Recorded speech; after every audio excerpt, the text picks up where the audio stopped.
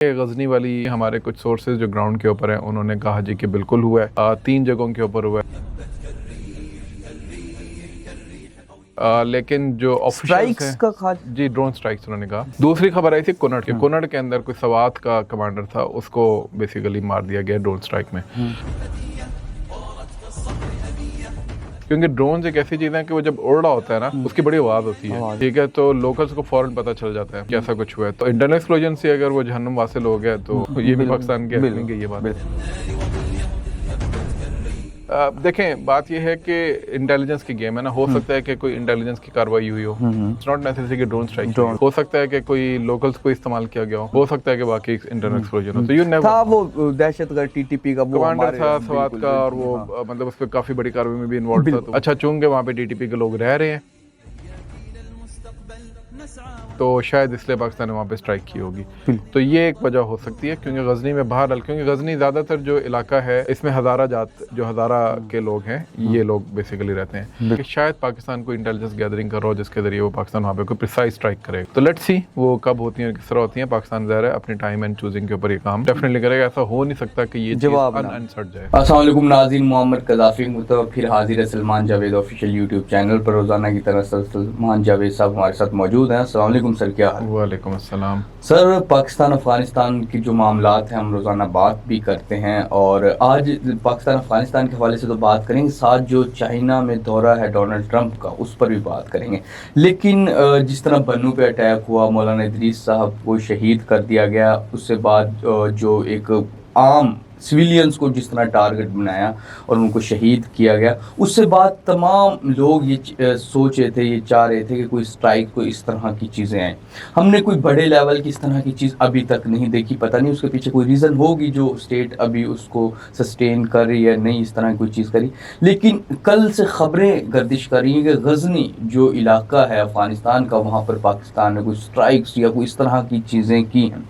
एक तो अगर ये रूमर्स हैं तो ये क्यों मार्केट में है और क्या वजह, असल हकीकत क्या है? अच्छा, पहली बात है कि दोबारा मैं थोड़ा सा दोहरा देता हूँ कि पाकिस्तान क्यों नहीं अभी तक बड़ा रिस्पांस दे रहा। देखें, पाकिस्तान इस वक्त रीजन को सामने रखते हुए आपने जो भी एस्केलेशन करनी होती है वो करनी होती है।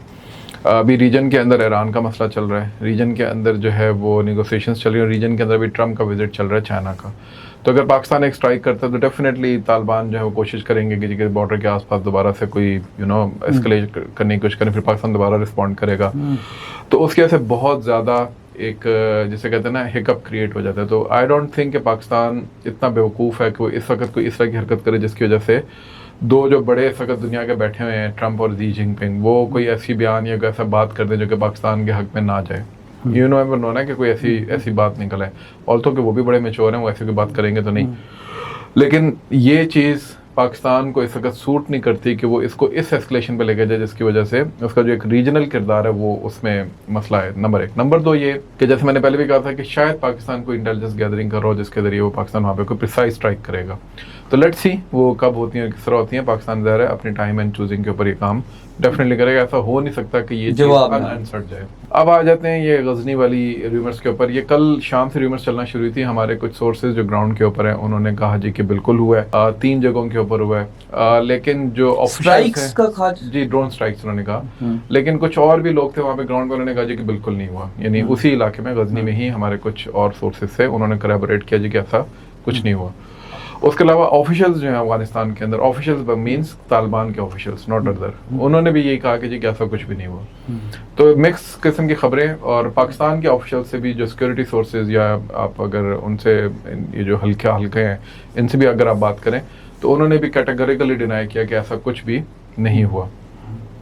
तो इसलिए हम इसको फेस वैल्यू पे ही लेंगे कि शायद ऐसा कुछ नहीं हुआ। अगर कुछ हुआ भी है तो इंटरनली शायद कुछ हुआ होगा, और दोनों ही ममालिक इस वक्त चाह रहे होंगे कि हम इस चीज़ को एस्केलेशन की तरफ ना लेके जाएं।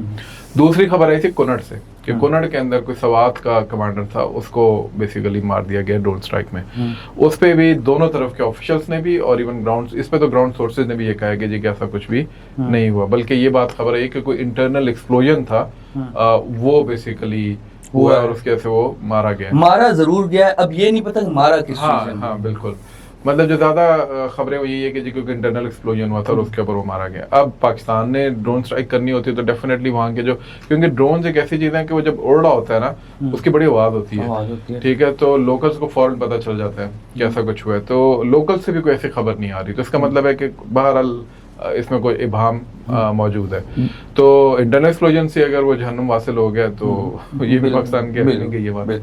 अच्छा, ये कुछ लोग तो शायद इसी तरह ही कहते हैं कि वो नेफे में पिस्तौल चलने वाली कोई इस तरह की भी चीजें वो चलती है ना पंजाब में, सीसीडी के बारे में कि जी के वो मेरा अपनी खुद ही। हाँ, तो अब वो जो चीज उसमें उड़ती है, अगर आप तालिबान कमांडर को वो समझना चाह रहे हैं तो क्या कहा जा सकता है, लेकिन खैर अच्छा सर, नामुनासिब सी बात हो जाएगी चैनल के ऊपर। लेकिन ये है कि देखें, बात ये है कि इंटेलिजेंस की गेम है ना, हो सकता है कि कोई इंटेलिजेंस की कार्रवाई हुई हो, बिल्कुल, इट्स नॉट नेसेसरी कि ड्रोन स्ट्राइक हो सकता है कि कोई लोकल्स को इस्तेमाल किया गया हो सकता है कि वाकई इंटरनल एक्सप्लोजन हो, तो यू नेवर था वो दहशतगर्द टीटीपी का वो कमांडर था स्वात का, और वो मतलब उस पे काफी बड़ी कार्रवाई में भी इन्वॉल्व था। अच्छा, ये जो गजनी से भी खबरें आ रही थी सर, इनके पीछे बड़ी वजह शायद यही है कि मतलब कि जो वहाँ के लोकल और उन इलाकों के अफगानिस्तान इतनी बड़ी चीजें की हैं तो पाकिस्तान जवाब ना दे, तो ये शायद उनको मतलब कि उनको ये हजम नहीं हो रही, इस वजह से लोग शायद ये रूमर्स और ये चीजें निकल रही हैं। हो सकता है, लेकिन गजनी जो है ये बेसिकली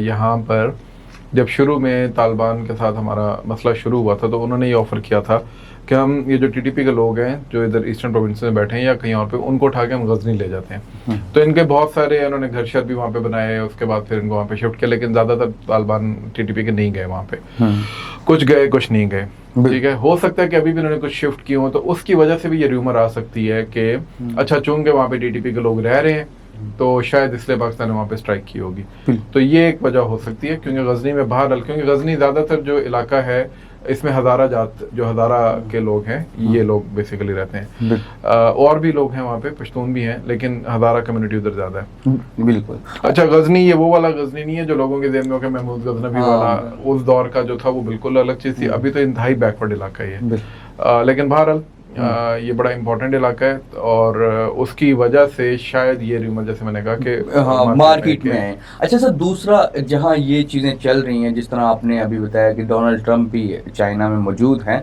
तो इन तमाम को जहां पाकिस्तान मीडिएशन का किरदार भी अदा कर रहा है, वो भी बड़े इम्पोर्टेंट, इस तमाम में चीज़ें इम्पोर्टेंट है। ईरान इस तमाम को कैसा देख रहा होगा और चाइना और अमेरिका के दरमियान कौन सी चीज़ें हैं जो यहाँ होने जा रही हैं, और इस खित्ते के हवाले से दूसरा ईरान इस तमाम को कैसे देखेगा? देखिए, ईरान तो ऑब्वियसली अपनी जो भी नेशनल इंटरेस्ट है उसके मुताबिक ही चीज़ों को डील करेगा। लास्ट वीडियो में हमने बात की थी कि ईरानियंस ने ये डिक्लेयर भी किया कि हमारा अभी भी ऑफिशियल मीडिएटर जो है वो पाकिस्तान है। तो चाइनीज़ का अगर किरदार है भी तो वो ऑफिशियल मीडिएटर्स के लेवल पे अभी भी नहीं है, वो जो भी कर रहे होंगे वो बिहाइंड द कर्टन कर रहे होंगे।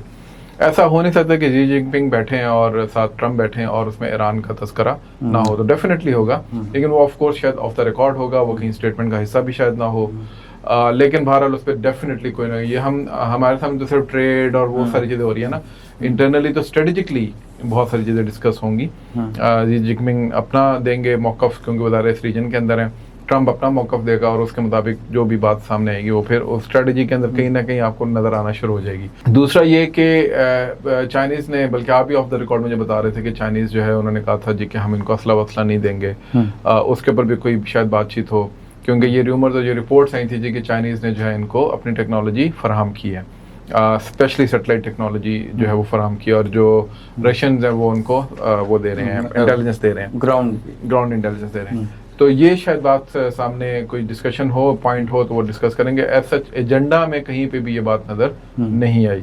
अच्छा, ईरानियंस जो है वो डेफिनेटली इसको बड़ा गौर से, यही बात मैंने पहले कहा कि पाकिस्तानीज और ईरानियंस बहुत गौर से इसको देख रहे होंगे, क्योंकि इसके आउटकम्स का डायरेक्ट इम्पैक्ट पड़ेगा ईरान के मसले के ऊपर।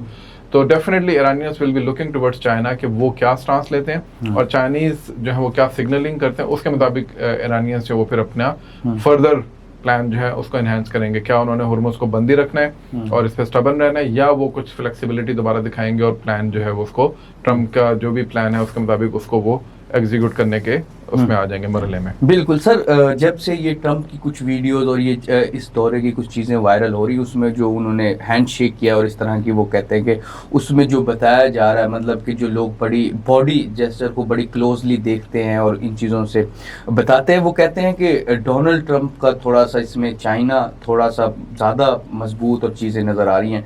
तो इन दोनों स्टेट्स को, क्योंकि सुपर पावर अभी तक तो डिक्लेयर तो अमेरिका ही है, China second rising super power है, तो जो ये सुपर पावर वाली गेम है, इसमें अब चाइना और अमेरिका इसमें मेरा ख्याल है ये ज़रा थोड़ा सा ओवर रीडिंग है। ट्रम्प इज़ अ बिजनेसमैन, ठीक है। बिजनेसमैन जब भी कहीं जाता है वो हमेशा अपना हम्बल पोस्चर रखता है, अगर बॉडी लैंग्वेज की बात ही करनी है आपने, ठीक है। सेल्समैन जो होता है ना, वो होता बड़ा टिप टॉप अच्छा, उसकी जो कलर स्कीम होती है उसके सूट की, सारी चीजें वो लोगों को नहीं पता होता, लेकिन वो बहुत सोच समझ के पहन के जाता है। लेकिन उसकी बॉडी लैंग्वेज बड़ी हम्बल होती है, because he has to sell something ना, और उसने कुछ एक्वायर भी करना है। अभी हम थोड़ी देर पहले पढ़ भी रहे थे कि तकरीबन 60 बिलियन डॉलर का इस वक्त मकरूज है, काइंड ऑफ होल्डिंग्स हैं चाइना की अमेरिका के अंदर।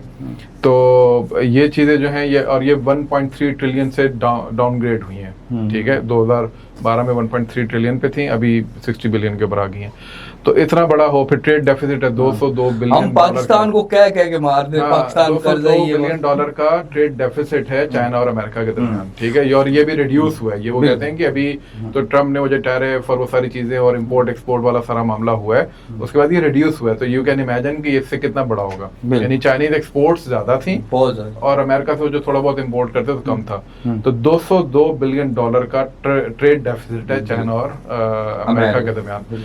फिर साउथ चाइना जो है, साउथ अमेरिका जो है, लैटिन अमेरिका जिसको कहते हैं, वहाँ पे बेशक वहाँ पे एक्सपोर्ट्स कम हुई हैं नॉर्थ अमेरिका में, यानी ऊपर, लेकिन साउथ अमेरिका में, ब्राज़ील में और बाकी सारी जगहों पे, वहाँ पे चाइना का राइज हुआ है। तो वो भी ट्रम्प के लिए बहुत बड़ा एक खतरा है, या अमेरिकन के लिए, नॉर्थ अमेरिका के लिए बहुत बड़ा खतरा है। तो चाइनीज इस वक्त इस वजह से आपको प्रोडक्शन हाउस के तौर पे एक वो नजर आते हैं, उस पे एज पे नजर आते हैं। फिर मिनरल्स जो एक्सपोर्ट करने वाली बात है, जो सेमीकंडक्टर्स में इस्तेमाल होती हैं, जो ग्राफिक डिजाइन में इस्तेमाल होती हैं। अभी बल्कि हम प्रोग्राम से पहले डिस्कस कर रहे थे कि जो NVIDIA का जो कार्ड्स हैं पूरी दुनिया में, मैं ये कहती यार ये तो बड़ी मशहूर कंपनी है, तो उसका जो मालिक है वो ताइवान से है, ठीक है, वो ताइवान का है, और वो वहाँ से, और इसको जो बनाने वाली सबसे बड़ी कंपनी और जो आने वाले जदीद टेक्नोलॉजी में सबसे ज्यादा जो यूज होंगी वो ये चिप्स यूज होंगी, और इनकी सबसे बड़ी खेप चाइना के पास है उसकी। और वो बंदा जो ताइवान से, और ताइवान छोड़ के अमेरिका चला गया। अब ताइवान के ऊपर चाइना की चाइना पॉलिसी है,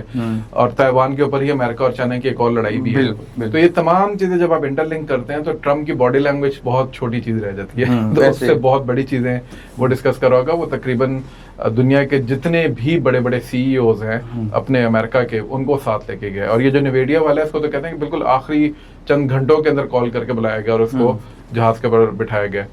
तो इस तरह की चीजें जो अगर आप देखते हैं तो इट मींस कि it is very strategic with regards to trade and economy, और उससे फिर जुड़ी जो जियोपॉलिटिकल रियलिटीज हैं उसको बेसिकली वो लोग डिस्कस करेंगे। बिल्कुल। तो सर, एक जो रशिया भी सुपर पावर रह चुका है, तो वो इस तमाम को कैसे देख रहा होगा? और अब मतलब कि एक चीज और आपकी सी बड़ी रिसर्च भी है, वो ये है कि मतलब कि अब जो नया यूनिपोलर और पहले जो ये वर्ल्ड उसकी मल्टीपोलर की तरफ जाएगा, उस वो तमाम किस तरह चीजें आप देख रहे हैं फ्यूचर? वो तो already it's in the play.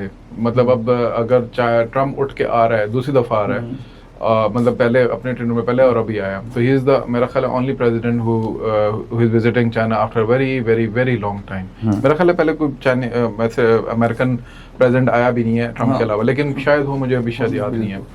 Kissinger जरूर आया, हेनरी किसिंजर की जरूर मुलाकात थी, वो भी पाकिस्तान ने कराई थी उसमें। तो ये जो चीज़ है, इसमें डेफिनेटली ये हम देखते हैं कि ये यूनिपोलर से मल्टीपोलर की तरफ दुनिया शिफ्ट हो चुकी है। अब उसका प्रोसेस चल रहा है, ठीक है। हम पहले भी मई 2025 के भी मामलात के अंदर से, और ईरान के साथ जो डील पाकिस्तान की करवाई जा रही है, पाकिस्तान जो करवा रहा है, उसमें भी हम ये बात कर चुके हैं कि प्रवीण स्वानी ने भी ये बात की है, प्रवीण ने, उसके अलावा भी कुछ लोगों ने बात की है कि हाँ डेफिनेटली दुनिया इस वक्त यूनिपोलर से मल्टीपोलर वर्ल्ड के दरवाजे में से गुजर रही है, और उस दरवाजे का जो इस वक्त वो होल्डर है, यानी जो उसको पकड़ के खड़ा हुआ है कि गुजरो इसके अंदर से मल्टीपोलर, तो वो दैट इज पाकिस्तान। खैर वो ऑफ द कफ एक बात हो जाती है, लेकिन Chinese obviously are the are the main lead, जो कि इस पूरे वो multipolar मतलब world कि ये को- मल्टीपोलर की गेम आ रही है, वो इसको लीड कर रहे हैं हाँ। बेसिकली। अच्छा, मल्टीपोलर वर्ल्ड की जो ये थ्योरी है या मल्टी वर्ल्ड ऑर्डर, ये बेसिकली प्रोफेसर ताहिर अमीन थे, पाकिस्तान के बहुत बड़े बड़े आयर थ्योरिस्ट थे। उन्होंने बेसिकली अपनी किताब लिखी थी और उसके अंदर उन्होंने इसका तस्करा किया था। उससे पहले भी हल्का फुल्का तस्करा होता था, लेकिन ही वाज द वन जिन्होंने इसको थ्योराइज किया था। I had the honour of attending his lectures at NDU एक दो, तो उसमें उन्होंने इसी चीज़ के ऊपर उन्होंने लेक्चर दिया था। तो आई स्टिल रिमेंबर के वो इस पे बात करते, तो कहाँ 90s में उन्होंने किताब लिखी थी और अभी दुनिया बिल्कुल उसी के उसी ऊपर बात कर की रही है। जानिब जा रही। बिल्कुल जी, तो नाज़रीन इस टाइम जो खित्ते के साथ साथ चाइना, अमेरिका और ये तमाम चीज़ें चल रही, इन तमाम पर गुफ्तगू की उम्मीद है आपको ये पसंद भी आता है। तो इसको अपने जो नॉलेज मज़ीद गेन करना चाहते हैं उनको ये लिंक शेयर किया करें, और ताकि ज़्यादा से ज़्यादा, और इसको लाइक सब्सक्राइब इसलिए कर लेंगे ताकि जब भी वीडियो अपलोड हो तो आपके सामने आ जाए। फिलहाल के लिए नाज़रीन मोहम्मद कज़ाफ़ी को और सलमान जावेद को, Salman Javed official YouTube channel से इजाज़त दीजिए। खुदा हाफिज़।